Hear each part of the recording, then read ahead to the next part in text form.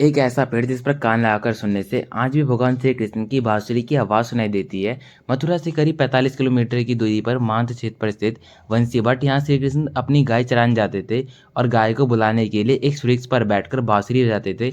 बांसुरी की मधुर धुन को सुनकर गाय उनकी ओर खींची चली जाती थी। वैसे तो ये वृक्ष देखने में आम वृक्ष की तरह है, लेकिन जब इस वृक्ष पर कान लगाकर सुनते हैं तो इसमें से बांसुरी की आवाज़ सुनाई देती है। माना जाता है कि इस वृक्ष पर श्री कृष्ण बांसुरी बजाते थे, तो इस वृक्ष में एक दिव्य ऊर्जा उत्पन्न हुई और इसी कारण आज भी इस वृक्ष से बांसुरी की आवाज़ सुनाई देती है।